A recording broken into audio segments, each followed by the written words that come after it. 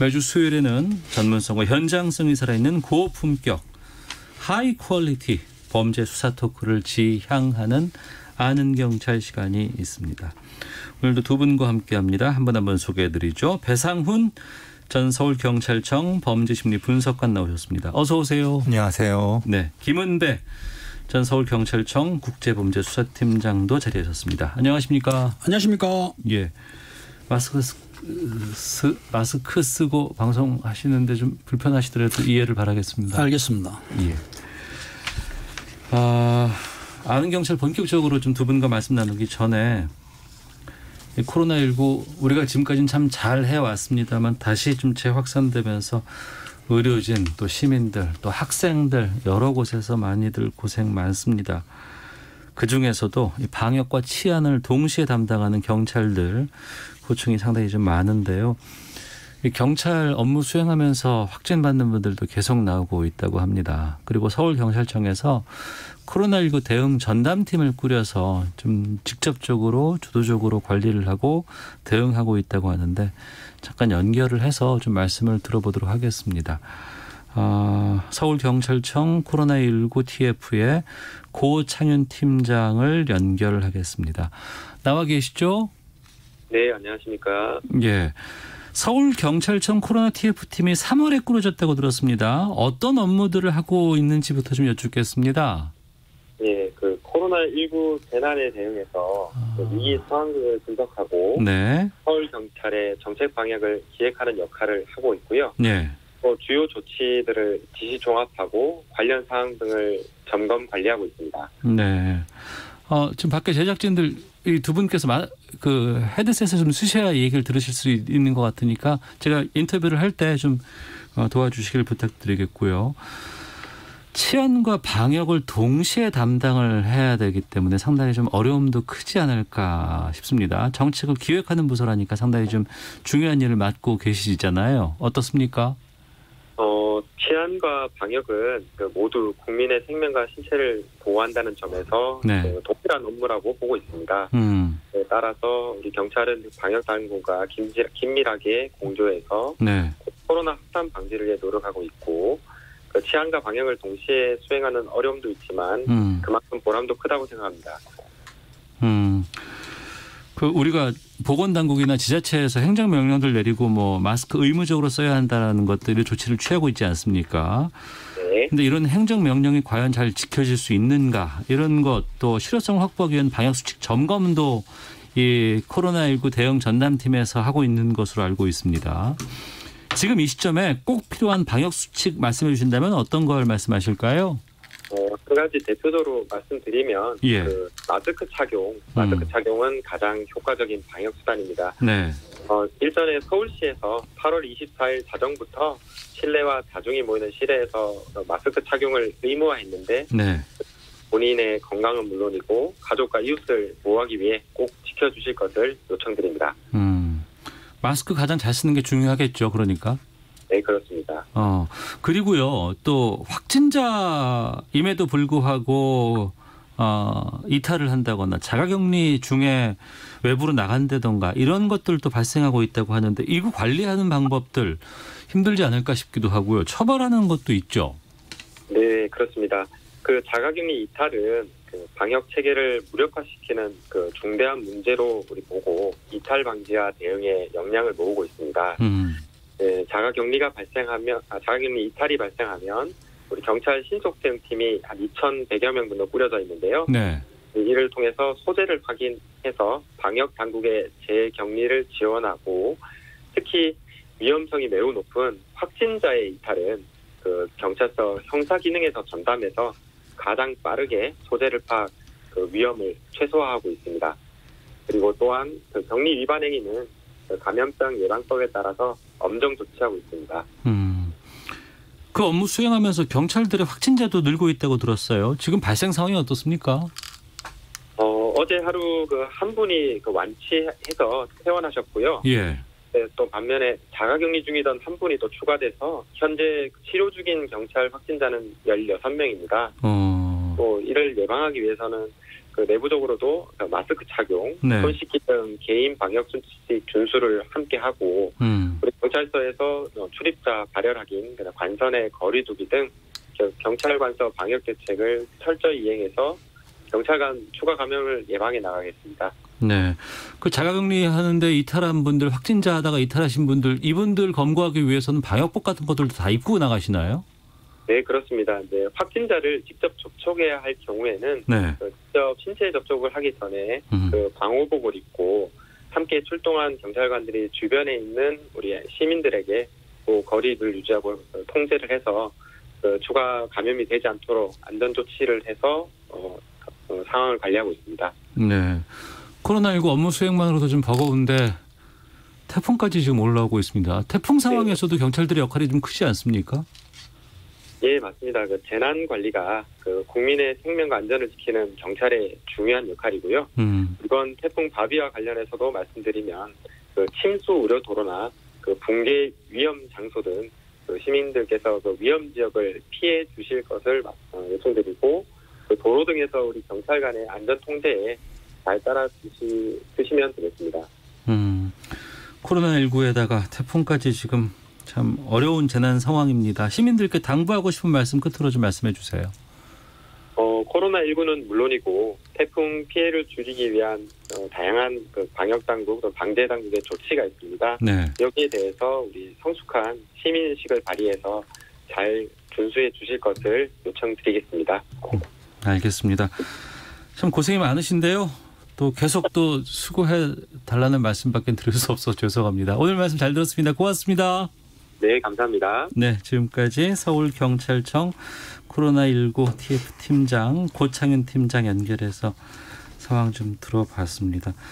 이분들이 그래도 이 더운 여름에 참 어려운 상황에서도 좀 적극적으로 활동을 해주셔서 저희들이 좀 그나마 마음이 놓입니다만 얼마나 일이 좀 고될까 싶기도 하고 또 현장 상황은 어떤가 싶어서 좀 들어봤습니다.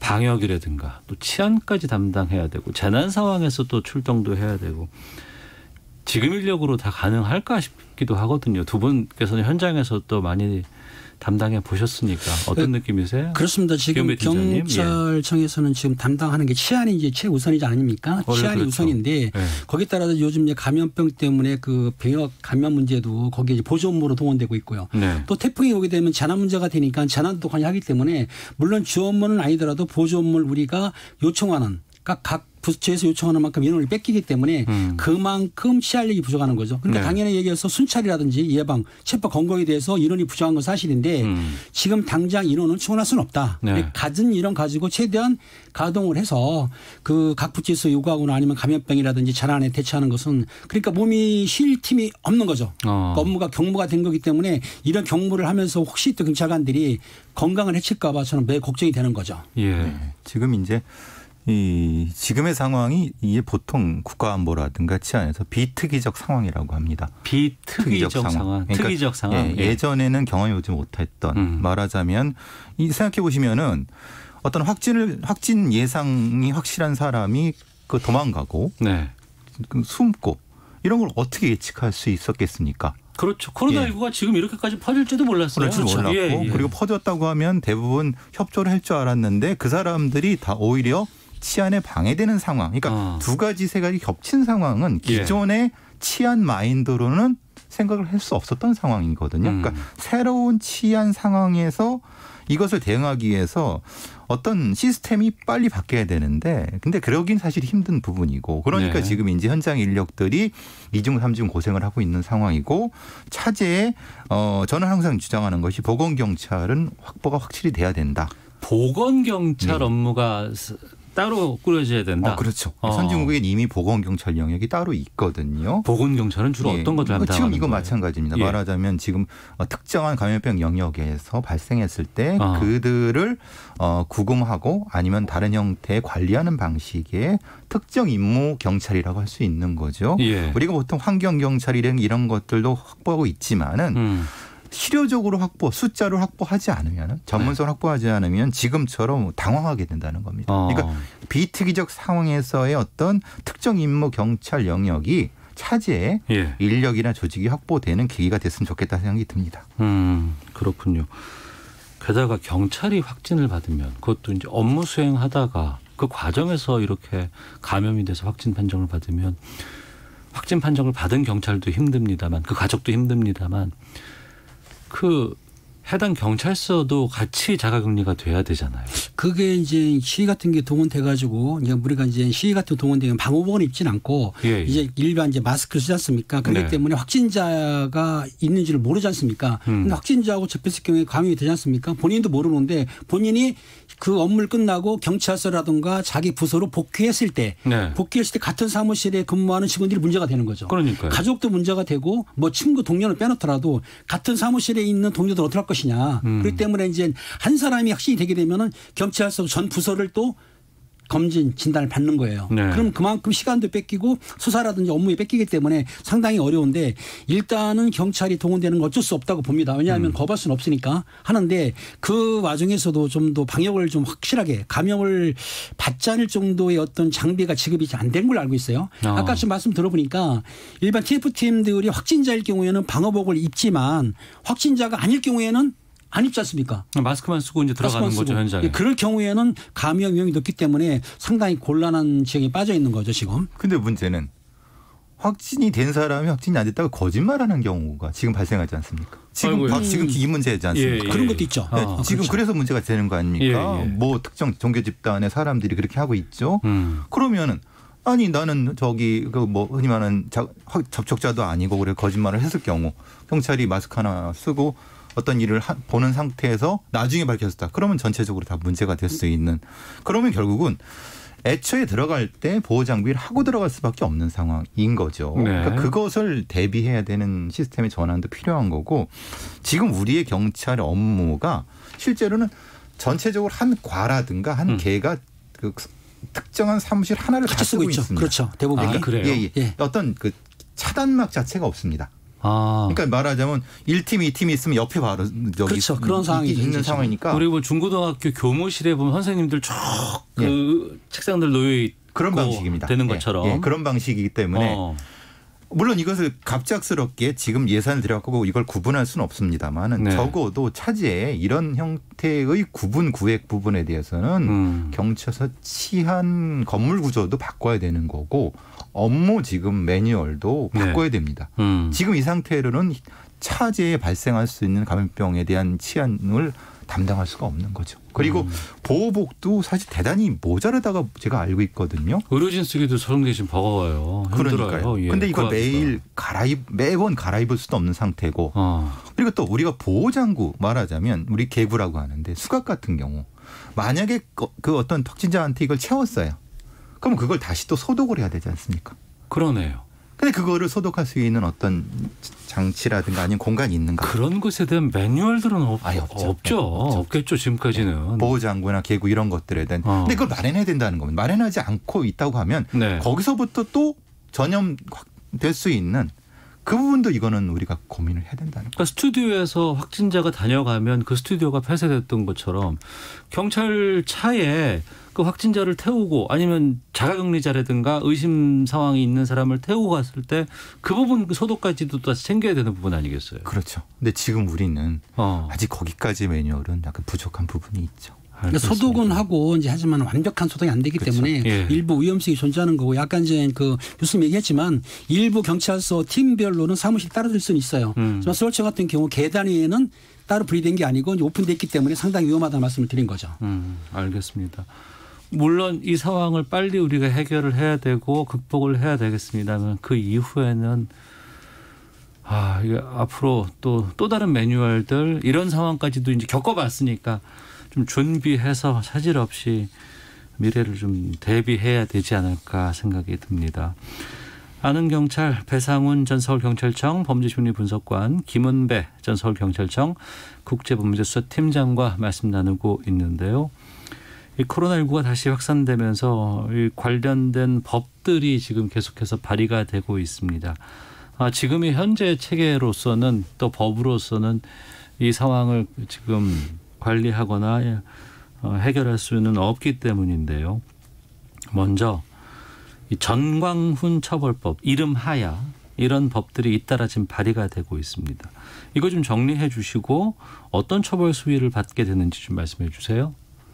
그렇습니다. 이제 정광훈 처벌법이라고 이제 일명 이제 그 정광훈 목사 이름을 땄는데 네. 이번에 이 집회 시위라든지 아니면 저 감염병 예방법에 따라서 처벌 강도를 높인 건데요. 일반적으로 감염병 예방법 보게 되면은 지시나 뭐 방역관의 지시나 거부를 할 경우에는 사실 2년 이하나 1년 이하라고 돼 있거든요. 네. 처벌. 근데 그 내용이 뭐냐면 저희가 3년 이하라 3년이 들어가야만이 긴급 체포 가능합니다. 아, 3년 이하의 해당돼야지만 긴급 그렇죠. 체포를 할 수 있고 그렇죠. 그 밑에 건 아예 체포할 수 있는 권한이 그러니까 현행범 없어요. 체포는 가능은 한데 본인들한테 현행범이 아닐 경우 장소를 이탈하거나 좀 시간이 됐을 경우에는 출두하거나 임의동행할 수밖에 없습니다. 그런데 네. 지금 그 이모 의원이라든지 정모 의원이 그 주장하는 건 뭐냐면 만약에 그럴 경우에는 형량을 올리자. 5년 이하든지 3년 이하로 하자. 그러면 3년 이하만 들어가도 긴급 체포 가능하기 때문에 현장에서 없다, 현장에 있으면 당연히 현행범 체포지만 현장이 없다 하더라도 그 사람을 체포해서 조사할 수 있다. 네. 좀 강력해진 거죠. 이런 거를 이제 그 정광훈 그 처벌법을 했지만 일부에서는 기본권 너무 제한하는 거 아니냐. 그렇게 지금 반론도 있지만 어떻든 간에 이 법이 통과되면은 현장에서 일하는 수사관들이나 경찰관들은 그만큼 수월해지는 건 사실이죠. 그런데 전체적으로 형량을 높이는 거에 대해서는 지금 말씀하신 거 왜 그런 이유를 하는 말씀은 그런 거고 전체적으로는 개인정보 제공 요청 불응 또는 뭐 흔히 말 역학조사 방해 그리고 말하자면 집합금지 조치 위반 등등에 대해서 지금의 법 체계상으로는 좀 구체성이 떨어진다는 거예요. 그리고 형량도 너무 낮아갖고 실제로 경찰관이라든가 수사당국이 뭘 할 수 있는 게 없다. 왜냐하면 형량이 낮으니까 빙고체포 못한 상태고 여러 가지니까 그것을 전체적으로 올리자고 하는 것이 뭐 이원욱, 정청래, 오영환 이런 분들의 전체적인 안에 주된 내용입니다. 네. 그럼 그 긴급 체포가 가능해지는 형량이 되면 현장에서 일하는 좀 경찰들은 이 특히 감염병 예방이라는 차원에서 본다 그러면 좀 수월해질 수 있습니까? 도움 많이 되겠죠. 왜냐하면 그건 기본적으로. 그렇습니다. 일단은 아까 말씀드렸듯이 체포를 하려고 그러면 현장에서만 체포하게 돼 있지 않습니까? 그런데 현장을 벗어날 수도 있으면은 그 해당자를 조사하기 위해서 임의동행이라든지 출두 요구를 해야 되는데 임의동행을 알다시피 본인이 동행 안 하면 못 가지 않습니까? 하지만 이 법이 통과되면은 본인이 임의동행 안 한다 하더라도 체포를 해가지고 수사관서에 가서 조사를 할 수 있기 때문에 아마 조사하는 방법이라든지 일손이 더는 건 사실이죠. 그러니까 예를 들면 이런 겁니다. 오늘도 문제가 됐던 것이 어떤 20대가 길 가는 여성들한테 침을 뱉고 돌아다녀 갖고 잡혔는데 지금 상황에서는 그건 끔찍한 범죄예요. 정말. 그럼 그게 그러면 어떤 법을 의율해야 되느냐. 그게 그러면 극단적인 바이러스 테러가 될 수도 있는 거고. 그런데 그거를 어떤 법이 의율이 되는 상태가 2년 이하로 되면은 이건 체포를 자체가 못하는 겁니다. 현재는 지금 2년 이하로 돼 있죠. 그러니까 그렇게 못하는 겁니다. 그러니까 방법이 없는 거야. 침 뱉고 돌아다녀도. 그러니까 이런 상황이 어처구니 없는 상황이 될 수 있다는 겁니다. 그러니까 그렇기 때문에 형량을 올리는 건 분명히 의미가 있는 거고 형량을 올리는 것과 아울러 갖고 구체적으로 좀 더 세밀하게 규정이 돼야 된다. 특히 이제 코로나 시대에 지금 직면했을 때 이것이 이제 일반적인 어떤 폭행이 아니라 침 뱉는 것이 이것이 이제 흔히 일종의 생물학적인 위해를 가할 수 있는 것으로 할 수 있게끔 의율이 된다고 하면은 현장 경찰들이 상당히 도움을 받을 수 있는 부분이 있겠죠. 이번에 그 집회에서 그 집회 관리하는 경찰들에게 침뱉어라고 했던 그 영상도 있었잖아요. 그렇죠. 그러니까요. 그럴 때도 그것을 제재할 수 있는 방안이 없다는 거 아니에요? 지금 그렇죠. 현재로서는. 그렇죠. 그렇게 되는 거죠. 물론 이제 제재는 하겠지만은 뭐 그게 방해라든지 그러니까 이건 있습니다. 모욕도 가능하거든요. 폭행도 가능하긴 하지만 그걸 현장에서 적용하기가 힘들다는 얘기죠.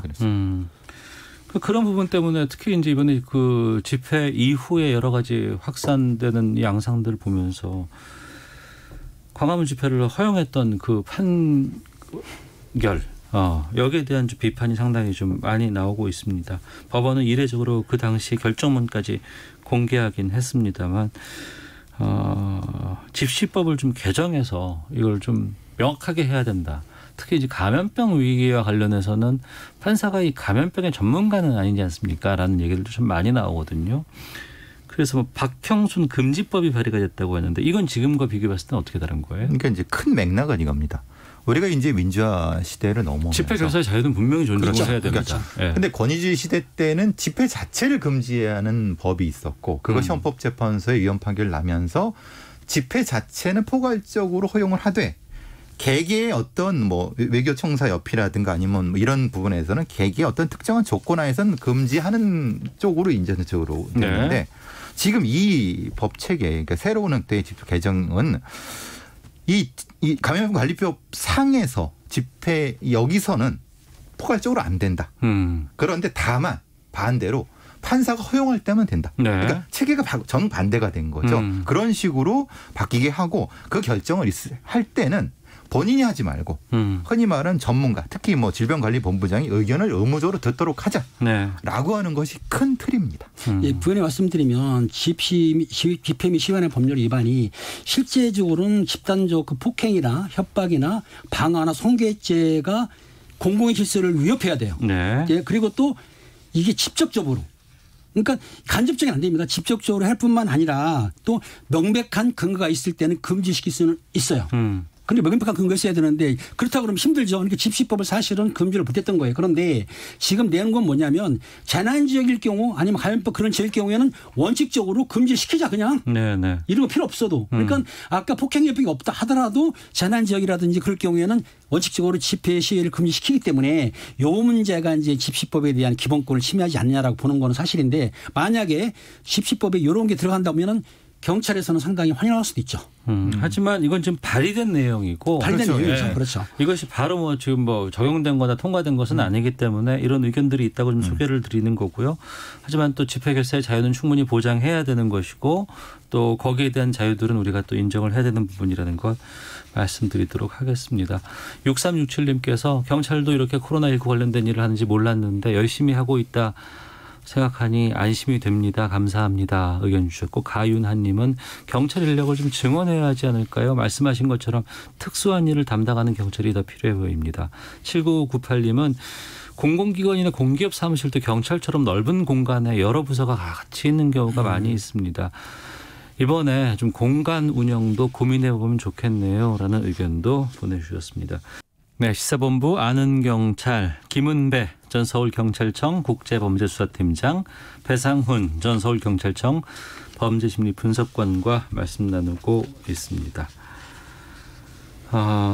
코로나19 확진자들 격리돼서 병원에 이제 입원 치료를 받고 있습니다.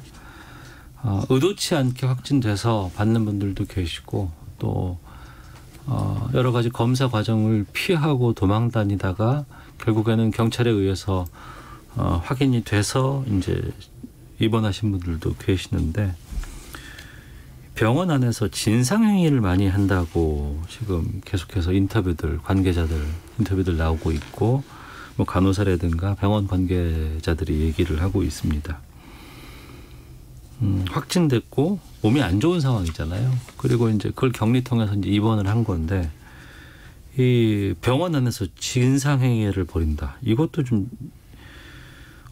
너무하다 싶은 생각이 들고 이 심리는 뭘까요? 글쎄요. 뭐 속옷을 빨래 해달라고 하고 예. 밥맛이 없으니까 뭐 과일을 달라고 하고 그리고 뭐 이제 일종의 짜증도 의료진한테 부리고 폭행까지는 아니라 하더라도 상당한 형태의 위해를 가하는 이런 부분이죠. 일종의 어떻게 보면은 이건 집단 심리 같습니다. 집단 심리가 돼요? 약간의 이게? 그 우월이라고 말하자면 자기가 근데 물론 이전에는 그런 진상이가 별로 없었는데 요 계기를 통해서 벌어진 상황이니까 아무래도 자신의 존재감을 드러내려고 하는 그래서 이제 내가 그런 쪽에 있는 사람이다라는 쪽을 하는 그 집단 심리에 속했다고 봐야지만 이걸 해석할 수 있을 것 같다는 생각이 들거든요.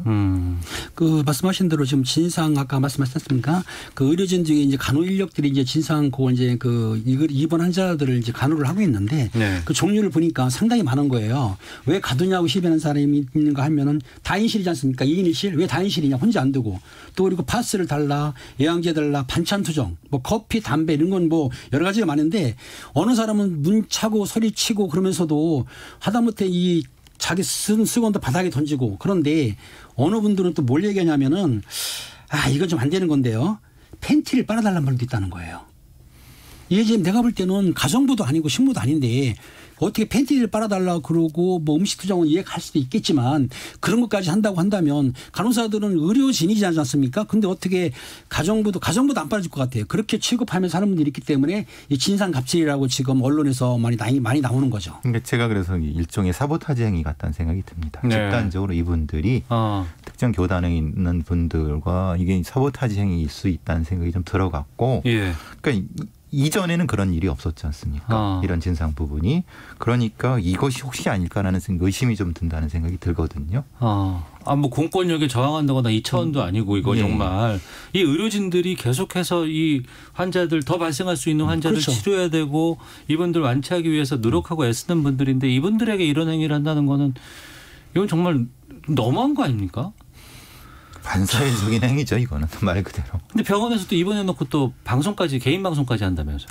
그 유튜버 일부입니다. 일부 유튜버들이 이제 확진돼서 확진돼가지고 격리 수용하면서 치료받기는데도 불구하고 유튜브 방송하고 있죠. 방송한 것에 대해서는 사실 처벌할 수는 없습니다. 단지 그 다른 사람의 명예훼손이라든지 아니면 감염 관리 그 단체나 본부나 아니면은 치료 기관에 대해서 그 뭐 어떤 허위 사실 같은 거 적시하게 되면 명예훼손 처벌할 수도 있고 또 업무를 방해하면 업무 방해를 처벌할 수는 있어요. 하지만 단순히 유튜브 하는 거 다른 것만큼은 마땅히 처벌할 법률은 없는 것 같습니다. 근데 유튜브 방송을 왜 하는 겁니까? 이거 본질적으로 따지는 거는 지금 상황은 우리 사회가 이 코로나에 대해서 대응을 해서 전체적으로 이걸 코로나에 대응하는 차원에서 해야 되는 부분인데 이건 일종의 개인의 일종의 저는 관종이라고 보거든요. 관심종자라고 보는데 네. 이 짓을 하면서 뭘 얻으려고 하는지 그러니까 그래서 제가 아까 말씀드리는 겁니다. 네. 무엇인가 자기가 원하는 어떤 것이 있을 거다. 그게 반사회적 행위다.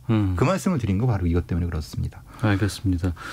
현장에서 이분들 만나서 좀 그럼에도 불구하고 자기 업무를 수행하시는 분들은 얼마나 힘들까라는 생각이 들면 참 저희가 좀 죄송스럽다는 생각이 좀 드네요. 아는 경찰 마치도록 하겠습니다. 두 분 오늘 말씀 잘 들었습니다. 고맙습니다. 감사합니다.